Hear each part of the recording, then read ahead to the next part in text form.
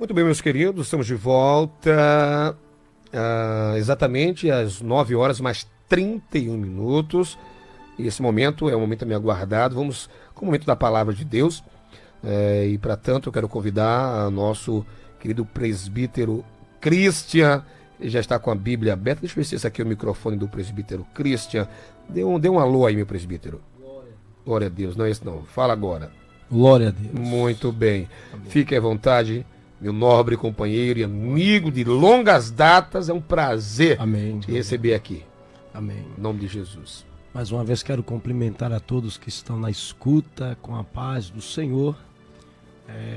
Aproveitando aqui também o ensejo, mandar um abraço, a paz para o nosso pastor, que pela misericórdia somos pregador itinerante, exercemos o ministério itinerante, mas andamos debaixo de cobertura.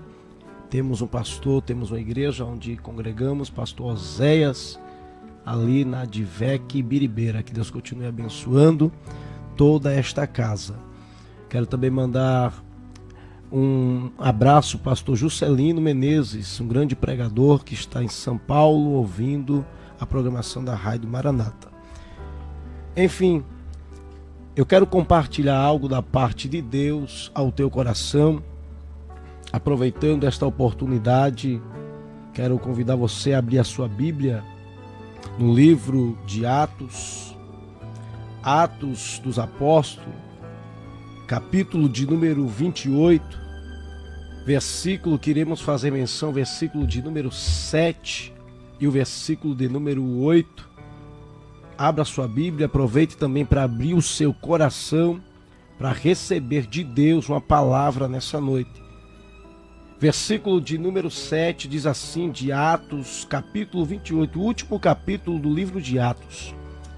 E ali, próximo daquele lugar, havia uma das terras que pertencia ao principal da ilha, por nome de Públio, o qual nos recebeu e hospedou benignamente por 3 dias. Aconteceu que estar de cama, enfermo de febre e disenteria, o pai de Públio, que Paulo foi ver, havendo orado, pôs as mãos sobre ele e o curou. Versículo 9. Feito isto, vieram também ter com ele os demais, que na ilha tinham enfermidades, e sararam. Queridos, o livro de Atos, dentro de uma questão pessoal, nos traz aqui uma informação belíssima neste capítulo de número 28, acerca da trajetória final do apóstolo das missões. Eu quero ressaltar aqui que Paulo não estava em nenhuma de suas viagens missionárias. Paulo estava sendo conduzido até Roma, de acordo com o capítulo de número 27, você vai entender isso. E para poder de fato compreender o que aconteceu no 28, o 27 vai dizer isso, que ele está sendo conduzido para Roma, e neste trajeto a Bíblia vai nos informar que Deus resolve mudar o percurso. E o que me chama a atenção é que, se você ler as entrelinhas, você vai ver no versículo 1 do capítulo 27 que Paulo estava sobre a cobertura de um homem centurião por nome Júlio, da corte Augusta. A Bíblia faz menção que Paulo estava na condição de preso, estava sendo levado para ser condenado lá em Roma. Diante disso, era essa a ideia que se passava na cabeça do apóstolo, que o fim do seu ministério havia chegado. Mas lendo os versículos, você vai perceber que o Deus dos céus muda a rota, altera a rota, para provar a Paulo que quem manda na história dele não é o homem. Eu já quero aqui, sem arrudeios, abrir um parênteses para liberar algo de Deus para a tua vida nesta noite. Eu não sei qual é a tua condição e eu não sei o que você andou ouvindo ao longo desses dias, por essas semanas, acerca do que disseram, eu não sei. Mas eu vim aqui nesta noite como profeta para profetizar e dizer: não importa o que foi dito e decretado pela terra, o que vai prevalecer é o que o céu já determinou para a tua história. Eu sei que essa palavra está alcançando vidas e o Espírito de Deus me autoriza a liberar esta palavra, porque esta palavra agora está quebrando cadeias, pastor Robson, de pessoas que estão ouvindo isso, porque ouviram sentenças liberadas por médicos, receberam sentenças liberadas por seu advogado, quem sabe ouviu algo da boca de um juiz e acreditou que não ia acontecer, mas Deus te diz nesta noite: eu não estou nem aí para o que foi dito pela medicina, eu não estou nem aí para o que foi dito pelo teu advogado, eu estou dizendo que o que eu determinei para a tua vida é maior do que o que foi determinado na terra. Receba esta palavra. Paulo estava entendendo, Paulo estava compreendendo isso diante deste momento. Por quê? Porque a rota começa a ser alterada. Deus ainda é Deus que muda a rota, Deus ainda é Deus que altera a rota para cumprir com as suas promessas. Mas um outro detalhe que eu gostaria de fazer menção aqui no texto, rapidinho, para a gente entrar no 28, é que Paulo, ele está diante agora da rota de Deus. Agora quem está predominando aquela embarcação não era o GPS humano, mas sim o GPS dos céus. Mas agora Paulo começa a pensar: é agora que eu não vou ter a oportunidade de conhecer Roma. Pois se você ler o capítulo 1 do livro de Romanos, você vai ver que diversas vezes Paulo faz menção do seu desejo acerca de ir até Roma. E diante disso o texto vai informar que ele expressa isso claramente, que almeja, que deseja ir até Roma. Mas só que agora Deus muda a rota para levar Paulo para um destino totalmente diferente, por nome de Malta, uma ilha, um lugar totalmente diferente daquilo que Paulo estava desejando. Eu tenho outra palavra de Deus para liberar para o teu coração, e a palavra de Deus é essa. Deus nesta noite manda te dizer: não importa o que de fato você vem anelando e desejando, Deus fez você sentar aí neste sofá, Deus fez você parar agora para ouvir esta programação só para entender isso. É melhor ficar com o que o céu já determinou do que aquilo que eu programei para a minha história. Deus te colocou aí para te dizer isso. Para um pouquinho para entender que eu sou Deus que cumpro desejos e anelos, porque sou soberano. Mas primeiro é a minha vontade na tua vida, depois os teus desejos, primeiro é os meus projetos, aleluia, depois as tuas vontades. Glória. Deus manda te dizer e me autoriza a liberar esta palavra para o teu coração, para que você pare de viver nos seus impulsos, porque Deus está dizendo: para um pouquinho, para minha filha, para meu filho, criva o teu desejo e faz a minha vontade, porque depois do teu desejo cuido eu. É por isso que a palavra de Deus nos diz: buscai primeiro o reino de Deus e as demais coisas vos serão acrescentadas. É como se Deus estivesse dizendo: fica primeiro com a minha vontade, porque depois o restante é tudo consequência na tua história. Paulo começa a entender isso, meu amigo Kleber, diante deste percurso. Paulo começa a compreender tudo isso, e agora os céus dirige Paulo a um destino chamado Malta. Perceba que quando Paulo chega neste lugar, ele é recepcionado calorosamente, como fomos recepcionados aqui no estúdio da Rádio Maranata. Desde já agradeço. Da portaria ao estúdio aqui, coisa do céu. Paulo é recepcionado com esses homens que estavam nesta embarcação. E O capítulo 28 vai dizer que era cerca de 265 homens que estavam presentes dentro desta embarcação. Paulo agora é recepcionado por homens conhecidos no capítulo de número 28 como bárbaros. A Bíblia vai fazer menção, o texto vai fazer menção, que eles são recepcionados por estes homens.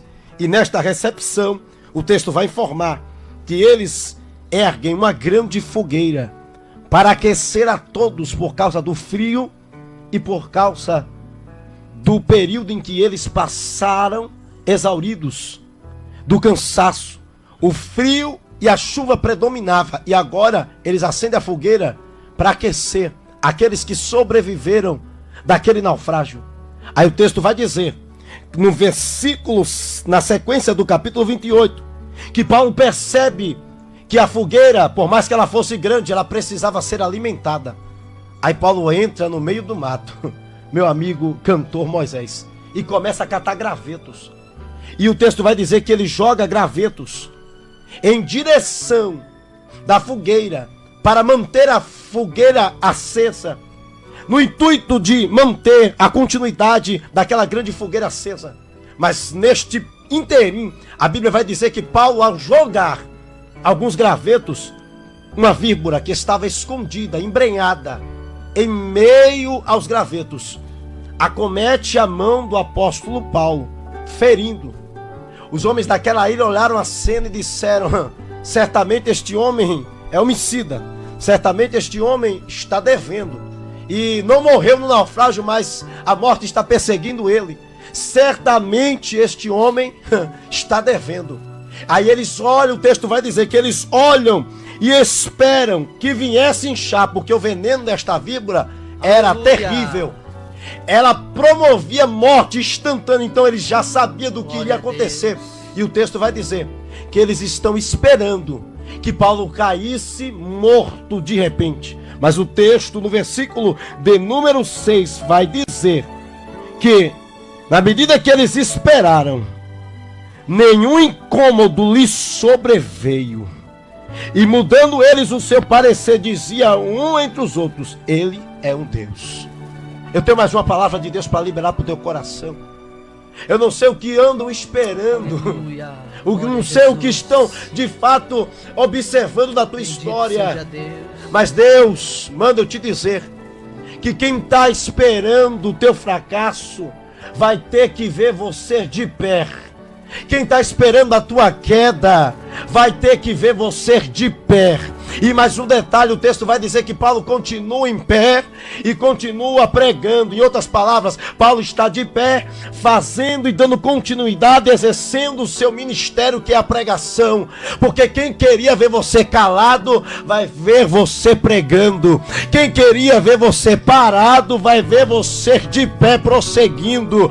Quem queria e pensou que você, depois dessa situação, iria morrer, vai ter que ver você de pé, de pé. Por quê? Porque o veneno da víbora não vai fazer efeito diante do que Deus já reservou para a tua história. Paulo é retirado da rota dos homens e é levado para a rota de Deus. E quem sabe alguém está dizendo: saiu do que saiu, passou pelo que passou e agora vai morrer em Malta. Deus manda te dizer: você não vai morrer neste lugar. Eu não conduzi você a este lugar para você morrer. Deus remaracala súria. Eu sinto Deus aqui, irmãos, e Deus me autoriza a liberar esta palavra. Eu não te levei para esta prova para você morrer nesta prova. Eu te conduzi a este lugar para promover vitória na tua história. E quem está pensando que não vai acontecer, assim diz o teu Deus nesta noite: eu vou contrariar um monte de gente por causa da tua história e por causa da promessa que eu tenho na tua vida. Não adianta, você está blindado. Mas o texto vai dizer que Paulo está ferido porque foi picado, meu amigo produtor. O texto vai dizer que Paulo está ferido. Mas agora Paulo é conduzido à casa de um homem muito conhecido naquela ilha por nome de Públio. E aqui eu já quero encerrar esta palavra dizendo isso. Paulo é conduzido à casa de Públio. E o texto vai dizer, de um versículo para o outro, que não deu tempo dele fazer curativo. Não deu tempo dele rever a ferida causada pela picada da víbora. Mas só que ele é conduzido porque na casa de Públio, o pai de Públio está enfermo, padecendo de uma enfermidade, está febril, e agora Paulo vai, ora por ele. E o texto vai dizer que ele é curado. A notícia se espalha. E todos da ilha vão até a casa de Públio, porque desejam também receber a oração do homem de Deus e ser curado por esse que estava agora na casa daquele homem influente. O que é que eu aprendo com isso, Cristo? É simples para eu encerrar esta palavra. Paulo era para dar uma paradinha para fazer um curativo, mas não fez. E agora o texto vai dizer que aquele que precisava de cura estava sendo agente de cura para quem estava precisando de milagre. Glória a Deus. Ô Cristian, tu não sabe como eu estou, mas o Deus que te criou sabe. Ele sabe que você foi ferido. E o que mais você deseja é ser curado. Mas só que mesmo ele sabendo a tua necessidade, ele manda te dizer nesta noite: é nesta situação, é neste estado, precisando de cura, que eu vou te usar para outros, para ser cura na vida de outros. Oh meu Deus, que presença é essa? Deus está dizendo aqui neste lugar, nesta noite, alcançando vidas. Eu vou te usar ferido, eu vou te usar ferido para curar. Que negócio é esse? Cristo, eu estou pensando em cura, mas Deus está dizendo: eu vou te usar. Eu sei que tu precisa, mas eu vou te usar para alcançar outros para a glória do meu nome. Receba essa palavra. Receba essa palavra onde você está. Ferido. Alguém te feriu, mas Deus vai te usar para ser cura na vida de alguém. Você está ferido, mas Deus vai te usar para ser cura, para ser agente de milagre na vida de alguém. Em nome de Jesus. Esse estúdio profetiza isso. Em nome de Jesus.